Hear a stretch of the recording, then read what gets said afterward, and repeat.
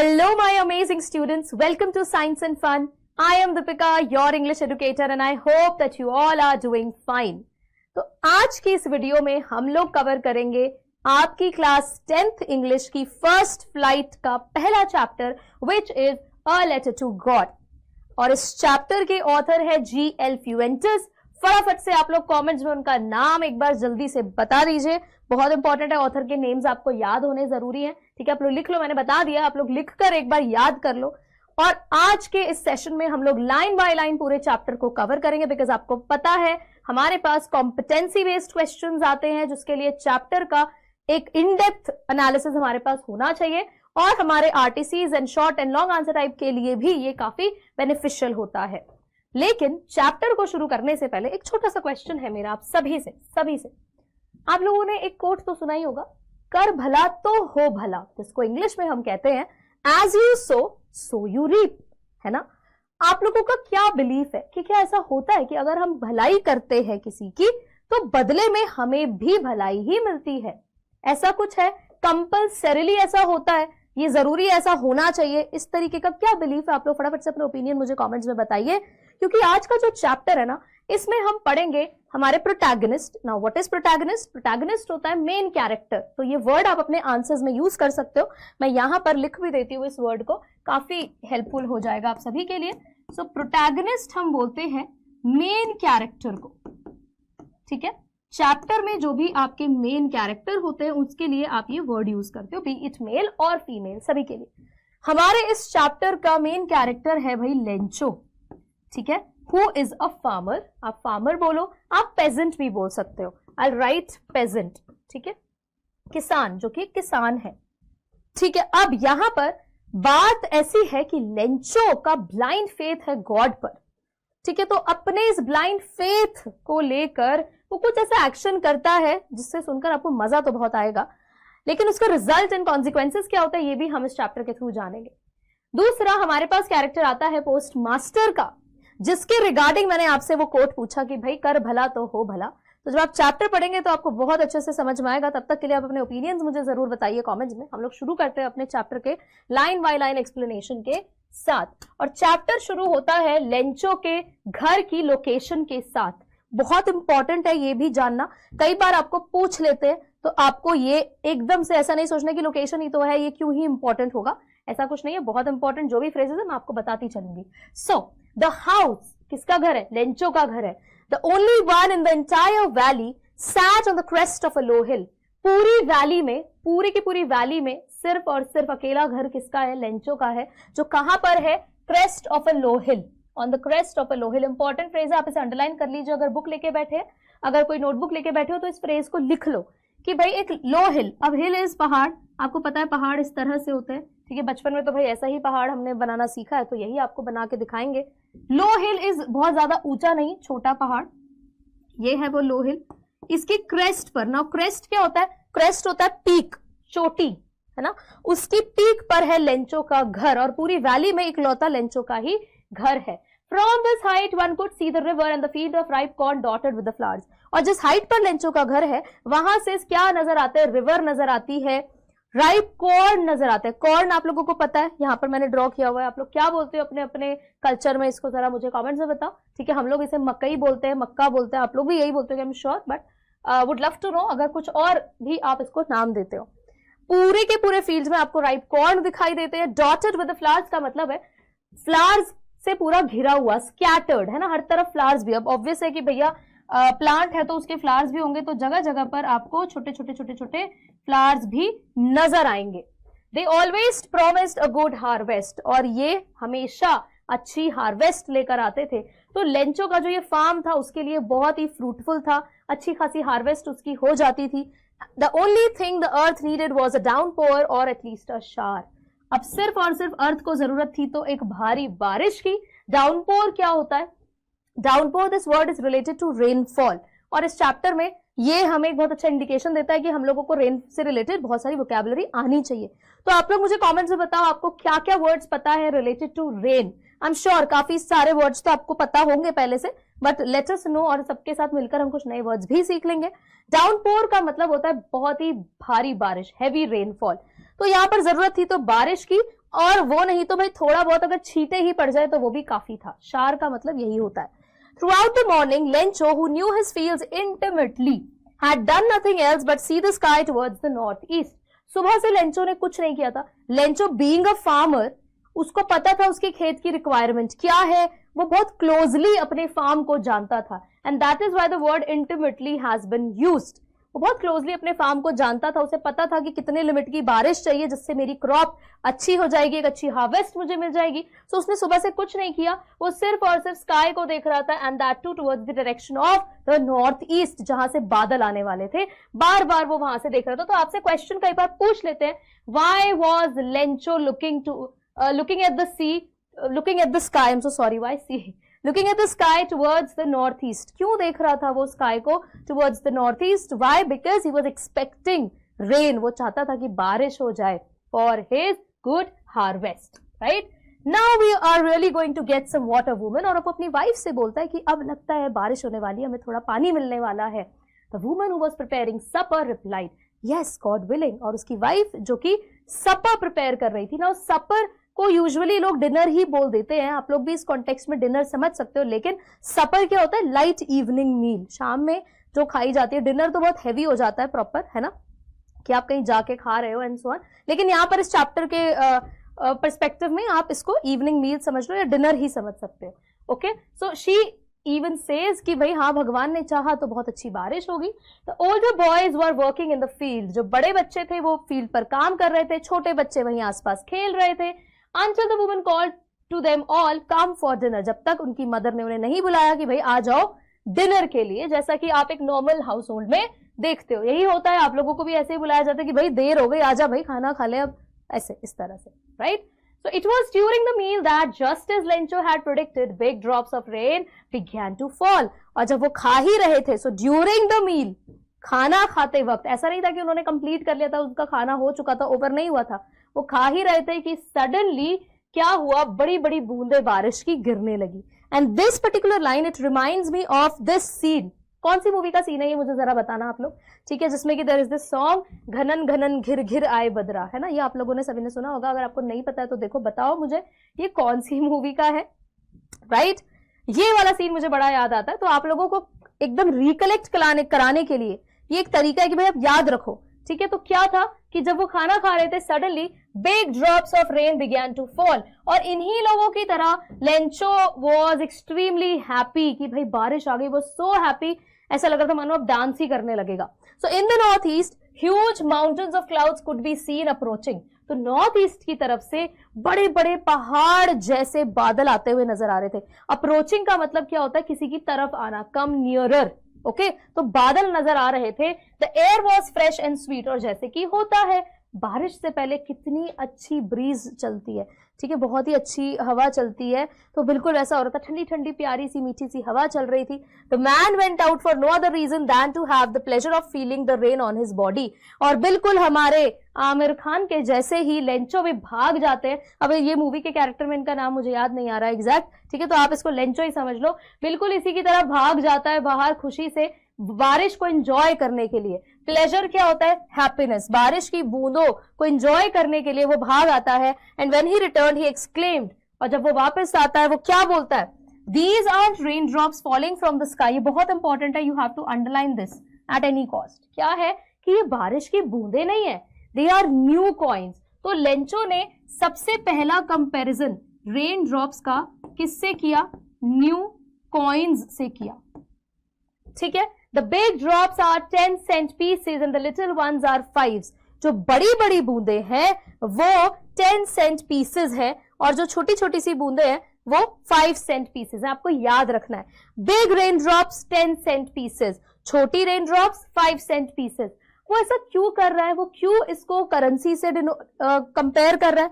Reason उसका ये है, बिकॉज ये जो रेनफॉल है ना, it will lead to good harvest. अच्छी उसकी खेती हो जाएगी, बढ़िया क्रॉप्स हो जाएंगी, और फिर जब वो उसे सेल करेगा मार्केट में तो उसको बहुत अच्छा रेवेन्यू जनरेट होगा, उसको प्रॉफिट होगा, फायदा होगा। And that is why he compared these rain drops to the new coins. और जिसमें बड़ी बड़ी जो रेन ड्रॉप्स थी वो 10 cent पीसेस से, और जो छोटी थी वो 5 cent पीसेस से। क्लियर? यहाँ पर there is this word use predicted, in case आपको इसका मतलब नहीं पता है। प्रिडिक्टेड का मतलब होता है फोरटेल, आपको कोई चीज पहले से पता होती है, आप कोई चीज पहले से किसी को बताते हो, to tell in advance.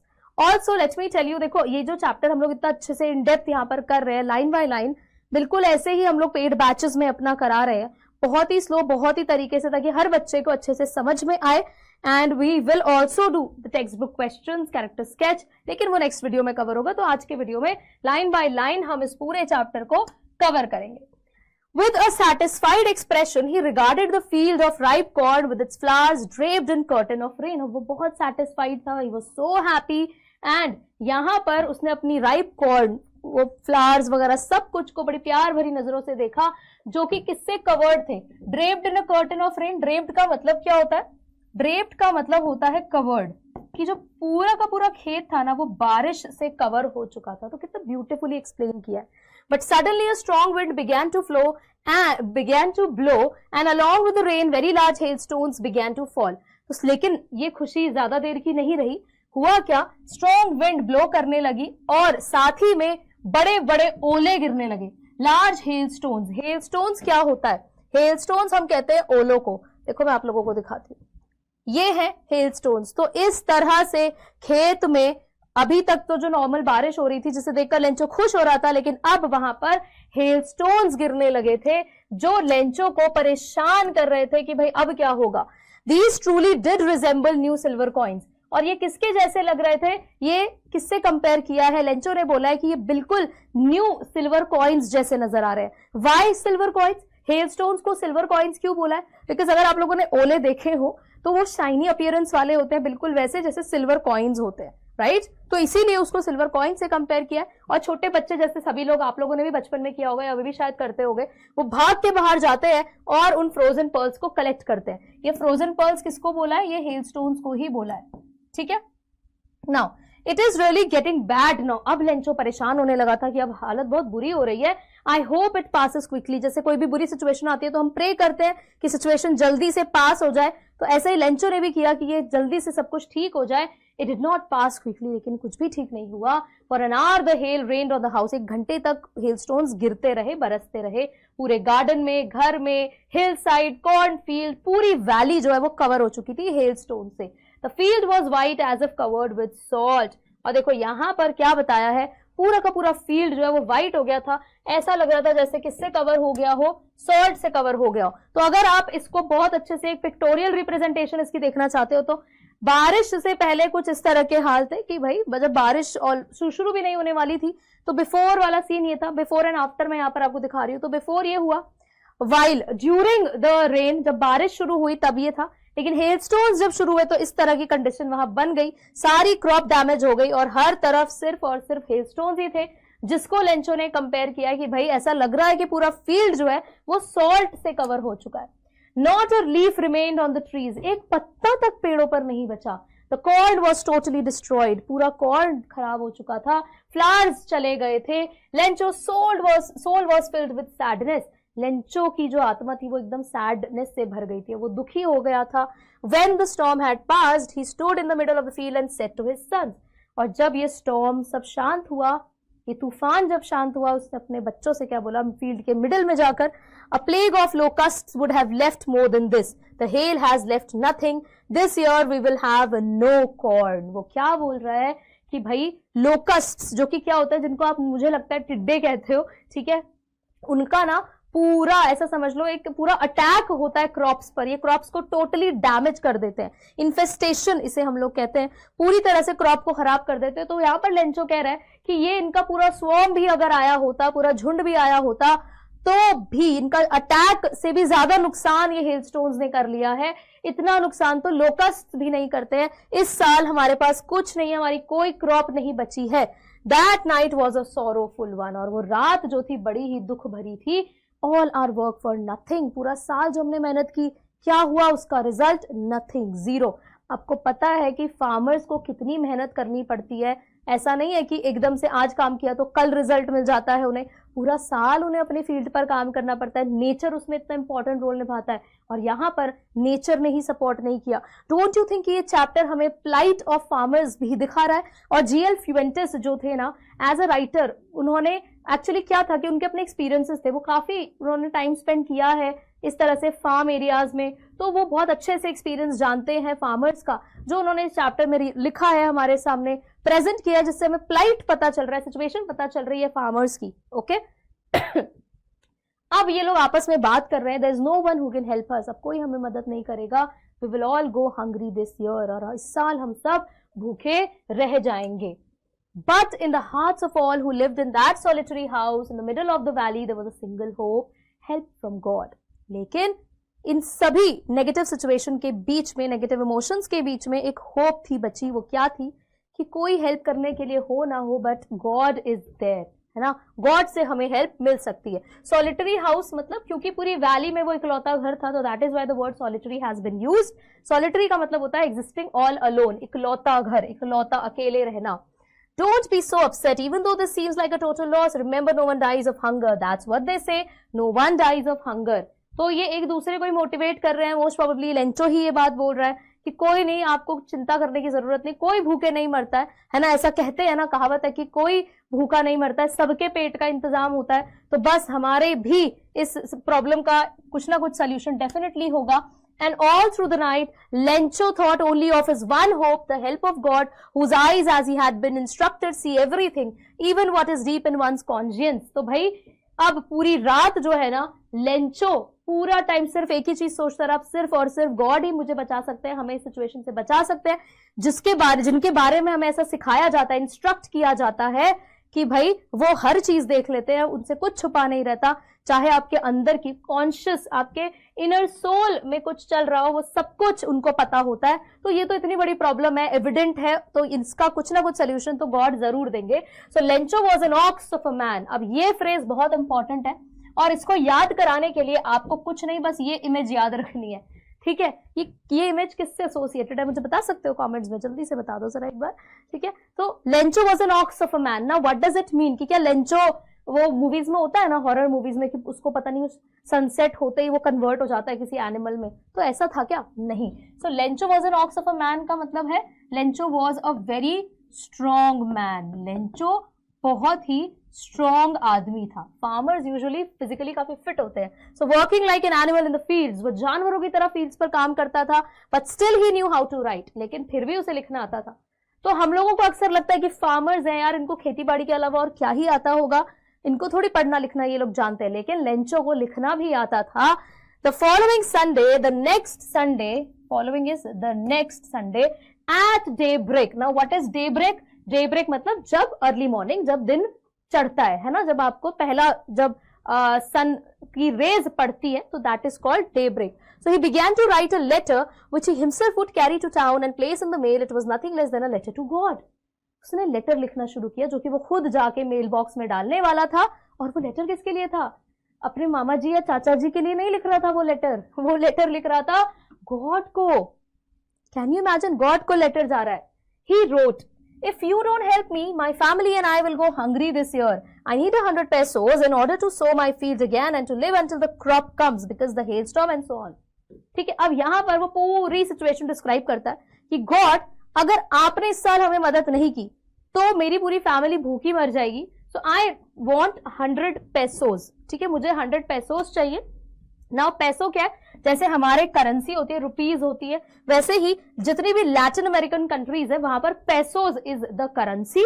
Latin American countries जैसे एक दो तो मैं बताती हूँ, अगर अर्जेंटीना हो गया, ब्राजील हो गया, आप लोग भी मुझे बताओ कौन सी और लैटिन अमेरिकन कंट्रीज है, तो पेसोज वहां की करेंसी यूज होती है, ठीक है। अब यहां पर वो डिमांड कर रहा है 100 पेसोज। अब थोड़ा सा सिली यहाँ पर हमें लग रहा है, अगर आप लोग यहाँ से कौन सी मूवी याद आई तुम लोगों को जरा बताओ, मुझे तो क्लिक कर गई एक मूवी, मैं नहीं बताऊंगी, तुम लोग मुझे बताओ। ये वाला सीन देखकर स्पेसिफिकली क्या याद आ गया कि जब वो लेटर लिख रहा है गॉड को, 100 पेसोज डिमांड कर रहा है, तो कौन सी मूवी क्लिक करी तुम्हें? अब वो पूरी सिचुएशन उस लेटर में लिख देता है। He wrote to God on the envelope। अब वो जो एनवेलॉप है जिसमें लेटर को रखा जाता है, उसमें वो लिख देता है टू गॉड। जहां पर हम लोग रिसीवर का एड्रेस लिखते हैं, जिसको हम लेटर लिख रहे हैं, मान लो मैं तुमको किसी को लेटर लिख रही हूं तो तुम्हारा एड्रेस लिखूंगी, यहां पर वो टू गॉड लिख देता है। पुट द लेटर इनसाइड, और इसके अंदर लेटर डाल देता है। एंड स्टिल ट्रबल्ड, अभी भी वो परेशान है, he went to town, town जाता है। And at the post office he placed a stamp on the letter and dropped it into the mail box, और वो मेल बॉक्स में इस लेटर को डाल देता है after putting a stamp on it. One of the employees, अब सारे एम्प्लॉइज में से एक एम्प्लॉय जो कि पोस्टमैन था and also help at the post office, वो पोस्ट ऑफिस में भी थोड़ा बहुत हेल्प करता रहता था, went to his boss laughing heartily, वो अपने बॉस के पास जाता है और ही लाफ्ड हार्टली। हार्टली का मतलब क्या होता है? लाउडली, एकदम खुल के वो हंसता है अपने बॉस के पास जाकर। ऑब्वियस सी बात है, अगर कोई देखेगा कि ये गॉड के लिए लेटर है तो कोई भी हंसेगा। And showed him the letter to God. Never in his career as a postman had he known that address. उसका तो काम ही है जगह जगह जाकर लेटर भेजना, लेकिन ये एड्रेस में आज तक किसी ने लेटर नहीं पहुंचाया था। अब गॉड के लिए कहाँ, टेंपल में जाके वो लेटर दे, चर्च में जाके लेटर दे, गुरुद्वारा में देगा, मॉस्क में देगा, या कहाँ देगा? कुछ तो एक प्लेस होना चाहिए था ना, पर ऐसा तो कुछ नहीं। तो बहुत जोर से वो हंस पड़ता है। एंड पोस्ट मास्टर, अब एंट्री हो जाती है एक इंपॉर्टेंट कैरेक्टर की, पोस्ट मास्टर की, who was a fat amiable fellow. Fat amiable, amiable कौन होता है? जिसको सब पसंद करते हैं। He was a friendly person, likeable, ठीक है। तो he was a friendly man, हर कोई उसे पसंद करता था। वो भी ये सुनकर हंस पड़ता है। He also broke out laughing, उसको भी जोर से हंसी आती है, लेकिन इमीडिएटली, तो पहला रिएक्शन याद रखना है, पहला रिएक्शन सभी का हंसने वाला था, हर कोई हंस रहा था, है ना। लेकिन इमीडिएटली पोस्ट मास्टर का रिएक्शन चेंज हो जाता है। ही टर्न्ड सीरियस, वो बहुत सीरियस हो जाते हैं।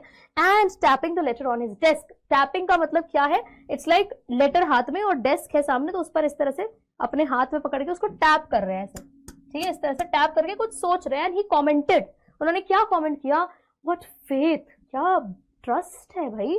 फेथ क्या होता है? ट्रस्ट, है ना, भरोसा, विश्वास। क्या विश्वास है? I wish I had the faith of the man who wrote this letter. I wish ऐसा faith मेरे पास भी होता.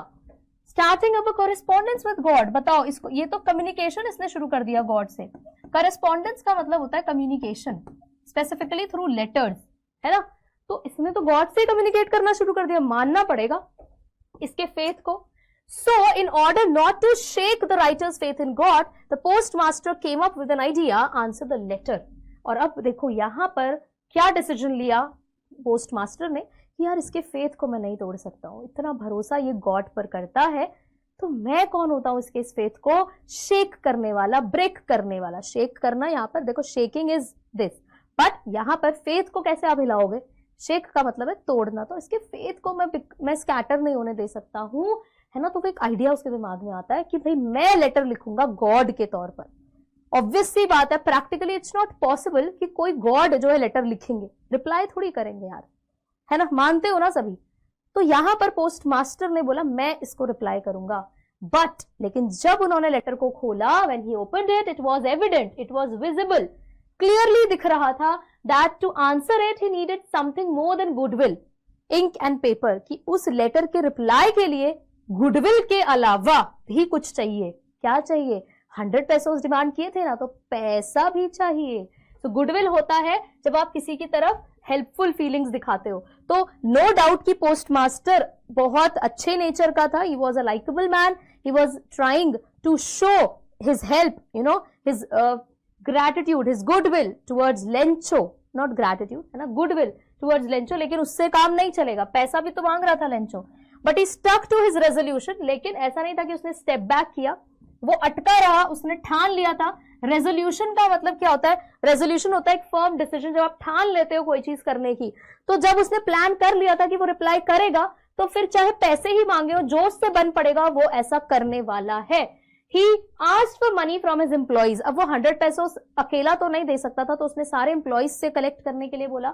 ही himself gave part of his salary, अपनी सैलरी का कुछ पार्ट उसने दे दिया। And several friends of his were obliged to give something for an act of charity. और मेजॉरिटी ऑफ उसके फ्रेंड्स जो थे वो भी बाउंड हो गए देने के लिए कि भाई चलो चैरिटी के नाम पर हमें देना चाहिए। चैरिटी क्या होता है? जब हम किसी की तरफ काइंडनेस दिखाते हैं, अपनी मर्जी से किसी की तरफ कुछ डोनेशन देते हैं, तो सारे फ्रेंड्स दे वर बाउंड कि भाई चलो अब हमें हेल्प करनी चाहिए। तो सबने मिलकर पैसे इकट्ठा किए। It was impossible for him to gather together the 100 pesos, लेकिन 100 pesos तो इकट्ठा नहीं हो पाए। So he was able to send the farmer only little more than half, तो आधे से थोड़ा ज्यादा ही दे पाए। और आगे आप पढ़ोगे कि वो सिर्फ 70 pesos ही जमा कर पाए थे। He put the money in an envelope addressed to Lencho and with it a letter containing only a single word as a signature, God. उन्होंने पैसे डाले लेंचो के लिए और उसमें सिर्फ और सिर्फ एक सिग्नेचर किया जिसमें लिखा था God. Why do you think कि उन्होंने ये सिग्नेचर किया God? Because he didn't want to shake his unwavering faith. आप ये फ्रेज याद रखोगे, ठीक है? He didn't want to shake his unwavering faith, कि उसका इतना जो भयंकर ये भरोसा था ना, वो इसको नहीं तोड़ना चाहते थे। और वो चाहते थे कि लेंचो को लगे रहे, उसके दिमाग में ये चीज बनी रहे कि गॉड ने ही रिप्लाई किया है। The following Sunday Lencho came a bit earlier than usual to ask if there was a letter for him. अब उसका अगले संडे आ गया, लेंचो आता है, पूछता है कि मेरे लिए कोई लेटर आया है क्या?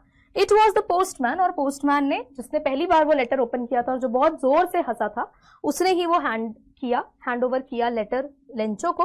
और पोस्ट मास्टर जो थे वो सोच रहे थे कि यार कितना खुश हो जाएगा, मैंने इसकी इतनी मदद की है ना, मैंने जो है इसका भला किया है, तो ये कितना खुश होगा। तो यहाँ पर उन्होंने एक्सपेक्ट कर लिया कि भाई ये कितना खुश हो जाएगा, है ना, कितना हैप्पी होगा और ये मुझे कितना ग्रैटिट्यूड शो करेगा, कितना थैंकफुल होगा मेरे लिए, ये सब वो सोच रहे थे। एक्सपीरियंसिंग द कंटेंटमेंट, कंटेंटमेंट का मतलब है यहाँ पर सेटिस्फैक्शन है। ऑल्दो यहाँ पर बहुत डायरेक्टली नहीं लिखा है कि वो ऐसा कुछ सोच रहे थे, ये अपना हमारा अजम्पशन है कि वो सेटिस्फाइड, उसको खुशी हो रही थी, मन किया चल मैंने किसी का भला किया है ना, बड़ा कंटेंटेड वो फील कर रहे थे, वो सेटिस्फाइड फील कर रहे थे, बहुत अच्छा काम उन्होंने किया। और वो अपने ऑफिस से बस ऑब्जर्व कर रहे थे, देख रहे थे।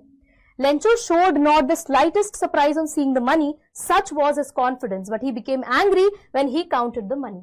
अब देखो, कोई भी इंसान, पहली बात तो अगर मुझे कोई ऐसा लेटर आ जाए कि फ्रॉम गॉड, मैं तो एकदम सरप्राइज्ड, मैं क्या, सभी होंगे, गॉड का रिप्लाई लेटर के थ्रू, है ना। लेकिन लेंचो ने तो बिल्कुल भी सरप्राइज नहीं दिखाया, as if he was expecting कि हाँ भाई रिप्लाई तो आएगा ही आएगा, व्हिच शोज कि उसको कितना ब्लाइंड फेथ था, वो कितना नाइव था, NAIVE, naive, right. But he became angry when he counted the money, लेकिन पैसे काउंट करते हुए उसे गुस्सा आ गया, वो खुशी नहीं हुई, उसे गुस्सा आ गया। So God could not have made a mistake, nor could he have denied Lencho what he had requested. उसके हिसाब से गॉड की तो कोई गलती हो नहीं सकती। अब गॉड से मैंने 100 pesos मांगे हैं, ना तो वो मना करेंगे मुझे हेल्प करने के लिए और ना ही उनसे कोई मिस्टेक हो सकती है। तो ये 100 pesos क्यों नहीं है, ये पूरा अमाउंट तो है ही नहीं। Immediately Lencho went up to the window to ask for paper and ink, और उसी टाइम तुरंत लेंचो जो है विंडो पर गया, पोस्ट ऑफिस विंडो पर, और वहां से एक पेपर और एक इंक डिमांड किया। On the public writing table, जहां आप लोगों को पता है इस तरह के इंस्टीट्यूशंस के बाहर पब्लिक राइटिंग टेबल्स रखी रहती है, जहां पर कस्टमर्स एंड जितने भी क्लाइंट्स होते हैं वो अपना काम वहां पर फॉर्म्स वगैरह फिल करते हैं। तो वहां पर जाकर ही स्टार्टेड टू राइट, उसने लिखना शुरू किया with much wrinkling of his brow. Now wrinkling of his brow देखो ये रहा, इस तरह से काफी स्ट्रेस्ड आउट होकर वो लिख रहा था, टेंस्ड था काफी, है ना, caused by the effort he had to make to express his ideas। और क्यों था उसका ये रिंकलिंग ऑफ हिज ब्राउ का मतलब है इस तरीके से जब आप अपनी ब्राउ को ऐसे शेप कर लेते हो, है ना, मतलब इस तरह से टेंस्ड सा रहता है, आप स्ट्रेस्ड आउट हो बहुत ज्यादा। क्यों ऐसा फेस बनाया था उसका? क्योंकि वो एफर्ट्स लगा रहा था लिखने में, है ना, क्योंकि उसके दिमाग में बहुत कुछ चल रहा था। अपने आइडियाज को वर्ड्स में उतारना is not an easy task, it's not a piece of cake, difficult होता है ना।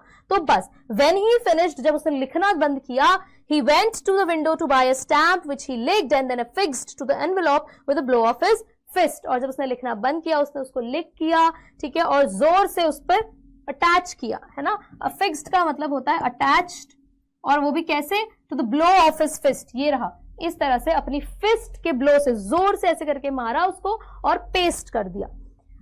अब इसके बाद the moment the letter fell into the mailbox, the postmaster went to open it। और जैसे ही वो लेटर मेल बॉक्स पर पड़ा, पोस्ट मास्टर फटाफट उसको पढ़ने के लिए चले गए। अब उसमें क्या लिखा था? It said, God of the money that I asked for only 70 pesos reached me. मैंने जो आपसे पैसे मांगे थे उसमें से सिर्फ 70 pesos मुझ तक पहुंचे हैं। सेंड मी द रेस्ट, बाकी पैसे कहाँ है, भेजिए, since I need it very much, क्योंकि मुझे बहुत जरूरत है। But don't send it to me through the mail, पर आप उसे मेल से मत भेजना, because the post office employees are a bunch of crooks। Lencho क्या बोला कि भाई मेल से मत भेजना, क्यों? क्योंकि जो पोस्ट ऑफिस के लोग हैं they are a bunch of crooks. Bunch of crooks मतलब चीटर्स हैं. Lencho, written by Lencho. ये हो गया चैप्टर का एंड और ये है हमारा मोए मोए मोमेंट. क्यों है मोए मोए moment? Why do I call it a मोए मोए मोमेंट? बिकॉज जिसने हेल्प किया, पोस्टमास्टर ने उसकी हेल्प की, उसी को चीटर बोल दिया लेंचो ने. पोस्ट ऑफिस एम्प्लॉयज ने सबने मिलकर जो पैसे कलेक्ट किए थे उन सबको अ बंच ऑफ क्रूक्स बोल दिया है लेंचो ने. तो ये है मोए मोए मोमेंट. और क्यों मोए मोए मोमेंट, कैसे याद रखना है? ये आयरनी है, आयरॉनिकल एंडिंग हो गई है ना. What is irony? आयरनी क्या है? एक स्टाइल ऑफ राइटिंग है जिसमें जैसा बोला जाता है उसका बिल्कुल ऑपोजिट होता है. ठीक है, जो दिखाया जाए उसका बिल्कुल ऑपोजिट हो जाए, ऐसा कुछ. सो उसको हम बोलते हैं irony. So style of writing in which there is a difference between what is said and the intended meaning, the hidden meaning. बिल्कुल डिफरेंस है, राइट? जहां पर किसने हेल्प की? पोस्ट ऑफिस एम्प्लॉयज ने हेल्प की, लेंचो की. और लेंचो ने बदले में उन्हीं को क्या बोल दिया? Bunch of crooks. अननोइंगली, ऐसा नहीं था कि जानबूझकर बोला. तो ये नहीं है कि आप लेंचो को सेल्फिश बोल दोगे. एक तरह से देखा जाए तो वो सेल्फिश नहीं था, उसको नहीं पता था कि पोस्ट ऑफिस एम्प्लॉयज ने ये चीज की है, ये हेल्प की है. बट ये एंडिंग जो है आयरनी शो करता है एंड दैट इज वाई ये क्वेश्चन यहां से बनता है कि भैया define the ironical ending of the chapter और letter to God. I hope आपको इसकी आयरनी समझ में आई होगी. एंड जितने भी आपके डाउट्स हैं, जो भी आपको अभी लाइन बाय लाइन एक्सप्लेनेशन में आए, let me know in the comment section. We are done with the chapter. अब अगली वीडियो में हम लोग करेंगे इस चैप्टर के character sketch and text book questions. Make sure कि आप अच्छे से इस चैप्टर को इन डेप्थ पूरा समझ लो and it is going to be an important part of your exam. I will see you in the next video. Thank you so much.